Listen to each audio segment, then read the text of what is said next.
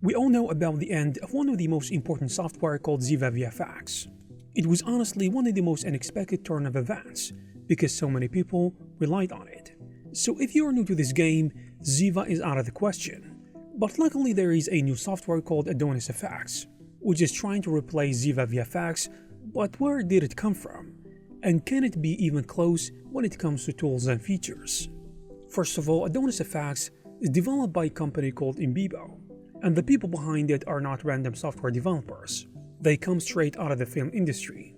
The founder Marco Romeo spent years working on creature technology at MPC, contributing to productions like The Lion King and Game of Thrones. So the software was basically born from the real frustrations of real productions. For them, the goal wasn't to build another physics toy, but it was to make a fast digital anatomy system specifically for characters, which is something that could simulate muscles, fat, and skin, without turning every creature rig into a research project. So essentially Adonis is a character simulation framework, just like Ziva VFX, or is it really? You can think of it as a layer that sits on top of a character rig.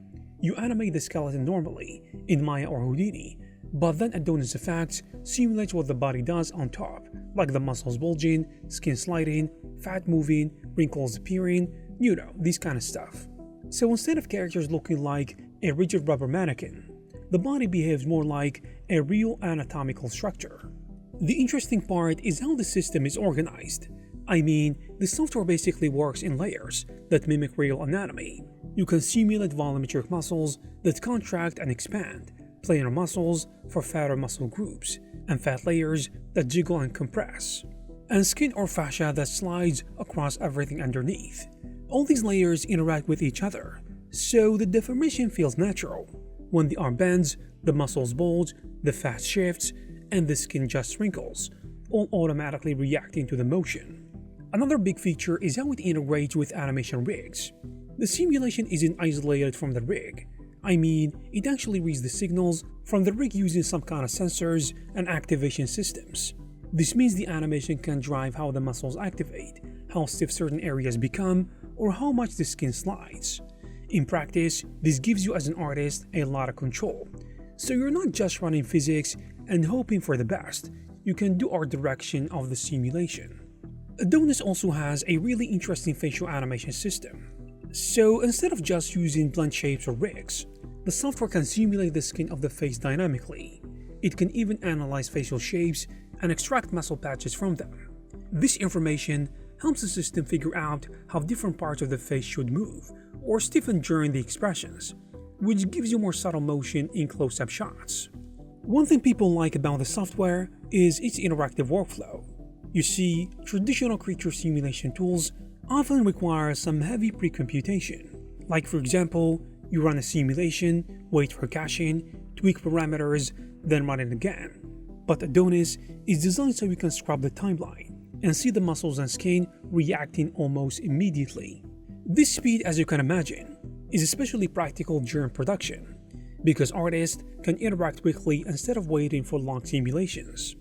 Another big design choice is that Adonis works inside both Maya and Houdini, and that's actually a huge deal for studios, because many animation departments still live in Maya, while complex simulations and pipelines often happen in Houdini. So Adonis tries to behave the same in both software, so character rigs built in Maya can run the same anatomical simulation in Houdini without rebuilding everything.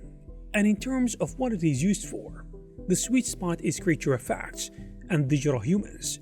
So say if you're making a hero creature for a film, like a lion, a dinosaur, a monster, or even a realistic human body, you want believable muscle deformation, in addition to secondary motion, and Adonis can handle exactly that part of the pipeline. After the simulation, the results are usually baked into geometry caches, and they are passed to lighting and rendering departments. Now, the big question everyone asks, is this the alternative to Ziva VFX? Well, for years, the dominant muscle simulation tool in VFX was actually Ziva VFX. Ziva became famous because it simulated muscles and tissues using tetrahedral finite element methods, which gave extremely realistic results. It was used heavily in film pipelines, as I said, but the situation changed when Ziva tools were discontinued commercially, and their technology ended up under the exclusive license of DNAG, and this left a big gap in the market. So suddenly, studios and artists needed a modern tool for creature anatomy simulation, and that's exactly the gap that AdonisFX stepped into. The philosophy is slightly different though. Ziva was very physics heavy and focused on FEM simulation, and Adonis leans more toward constraint-based simulation on layered meshes, which tends to be faster and easier to iterate with. The results are still highly believable, but the workflow is much more iterative. In other words, Ziva was more like a physics laboratory, while Adonis is more like a production-friendly anatomy system. So in practice, yes, many people see AdonisFX as the closest modern replacement for Ziva's style of doing things, I mean muscle simulation in a production pipeline. Another interesting thing about the software is how quickly it is evolving. The newer versions added things like anisotropic muscle behavior, meaning muscles can behave differently along the direction of their fibers, as well as more advanced collision systems so skin and tissues don't intersect. These details sound small, but they make a huge difference in realism. What makes AdonisFX exciting, especially right now, is that it is designed for modern pipelines. I mean, it respects the reality that studios use multiple 3D software that artists need for fast iteration, and that character simulation should be controlled rather than purely physical. But if Ziva Dynamics is discontinued, and this AdonisFX is new, what are professionals using anyways? Well, after Zea VFX got discontinued in 2024, it didn't just disappear quietly. It left a very specific hole in the pipeline of many studios, because Ziva was basically the go-to solution for muscles, fat and skin simulation in Maya, and suddenly there was no official replacement which you could just install and use. But here is the twist. The technology itself didn't die, it just got locked away. The studio DNAG acquired the exclusive license of Ziva Tech, as I said before, and even brought in parts of the original team. Also internally, some big studios are still using Ziva-style systems, but now it is private, customized, and completely inaccessible to everyone else. Basically, they have a monopoly over it. That's why today the industry doesn't have a single replacement, per se, because it is split into multiple approaches instead. The biggest one, and honestly the real answer, is in-house tools. High-end studios were never fully dependent on Ziva anyways.